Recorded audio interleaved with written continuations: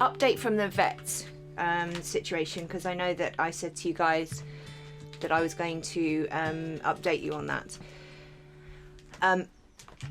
When we started, we went on the 15th of January, and the poop samples that we'd collected across 5 days came back negative. I'm just going to get rid of that bowl because it's going to get annoying.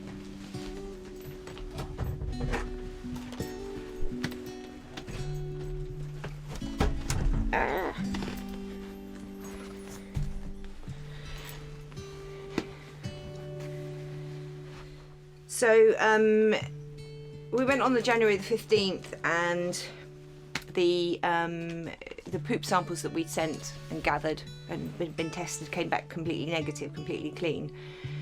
And so he prescribed steroids, a course of 2 weeks every day and then 2 weeks every other day, to treat potentially irritable bowel disease. We also got a treatment for ear mites, which we gave to them. And when I left, he said, check in with me in 2 weeks. So at the beginning of this week, I went to check in, phoned up. Turns out he's not there. He's only there on Thursdays and Fridays. So I phoned back on Thursday and I said, you know, this explained, this is me checking in. And then there was some confusion over, because she came back to me like a couple of hours later, the vet's nurse on reception, and said, we're going to do a poop sample. And I was like, we've just literally just done a poop sample. Like, I did a really thorough poop sample. It's the second poop sample that I've done. Why are we doing another poop sample? You know, is it for something, or is it just do another poop sample because you can't, you know, I was confused. I was like, well, tell me why I'm doing another poop sample. She got kind of confused and was sort of like, didn't realise that we'd done a poop sample already. And I know from when I went to visit them last, when we went on the 15th, there was a little bit of confusion during the appointment because the vet couldn't find the details that I was speaking about their previous treatment. And then he realised that they have 2 kind of electronic data cards, one for Scruffles and one for Wriggles, and they've been updating the Wriggles one and not the Scruffles one. So that kind of like solved itself. And so I said to her, you know, are you sure? It was getting late on Thursday, and I was like, maybe just check that he knows, you know, which animals he's talking about. You know, just check that you know, he's aware of the possible two electronic cards thing. And I'll speak to you tomorrow. And basically the reason, you know, the update that I was trying to give him was that Wriggles seems to have stabilised. The poops are looking good generally, but there's like every few days there's a period where there's a few with blood in them and that look really wrong, and Scruffles continues to lose weight. So she got back in touch. Well, I phoned back again on Friday lunchtime and just said, you know, just reminding you, we're in this process and I'm expecting to hear back. And she got back to me a short while later and said again, we're going to do a poop sample. And I was sort of trying to explain that we'd done a fairly thorough one, and I was like, can you just explain to me why we're doing another poop sample though, because it seems mad to me that we've done a really thorough collection of poop and a thorough screening for everything and it came back negative. So what is the purpose for doing this now? I need to know, because it's going to cost me money, and it's, you know, it's going to be 5 days down the line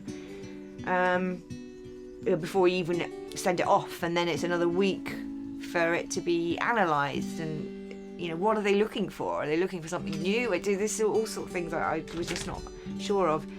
Anyway, we ended the conversation and she was saying, oh, because there's still apparently blood in some of the poops, he just wants to do another test just to make sure that nothing was missed or something. So honestly, I don't know. I'm becoming really...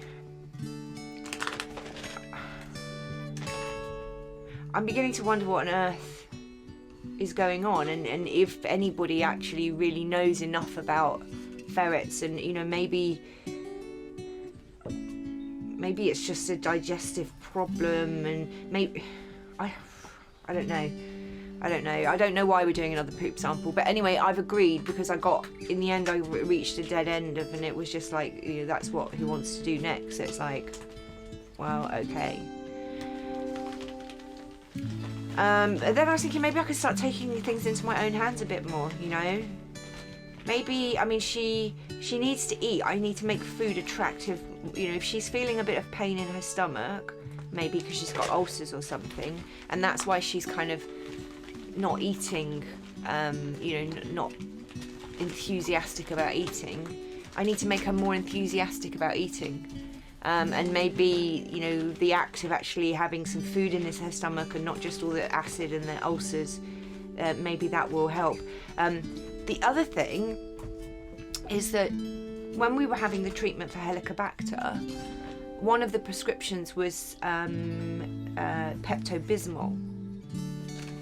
And during that period, the blood in the poop completely cleared up. At the end of that 3-week period, the last week, their poops were looking really good.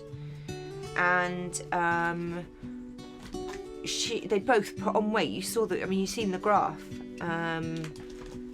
And there was that big hump of weight gain, and that was when they were on, you know, they were on amoxicillin, another antibiotic which came in a blue form, I can't remember the name of it, and Pepto-Bismol. And I do wonder if trying, just giving them an occasional couple of days dose of Pepto-Bismol, just like you would if you were a human who had you know, stomach ulcers, so you use it for a couple of days until stomach ulcers calm down, then you're fine for a few days and then they flare up again, so you just have Pepto-Bismol. So maybe what I could try is just giving them a bit of Pepto-Bismol every now and again, just a 4 ml of syringe worth.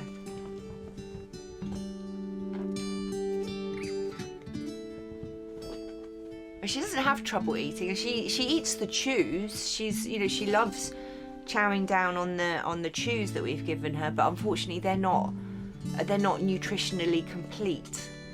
Also they've got salt in them, so I can't give her lots of them. You know, but I feel like if I gave her those, a big bowl of those, she'd sit there and eat them.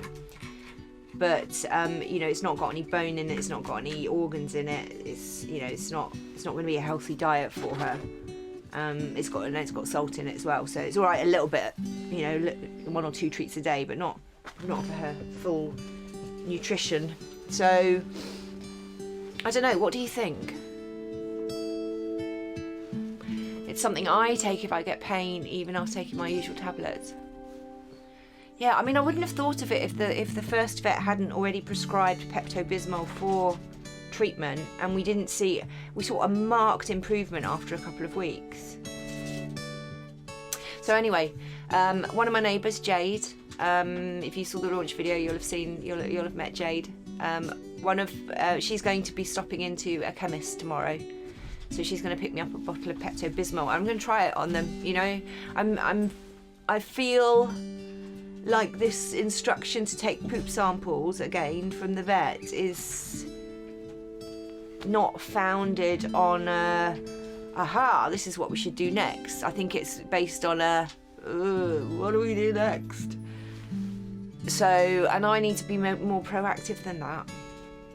And I don't know if it's a good thing or a bad thing to do, and I'm sure anybody, if you're watching this and you know anything about ferrets and you have information in that regard, then please do leave a comment in the section below, or better yet, come and join us on Discord. We'll leave the link in the description. But come and join us on Discord and share what knowledge you have. We've got quite a few ferret owners in our little community now, so any input and advice is very, very welcome, certainly from my perspective anyway. This is the first time I'm doing this.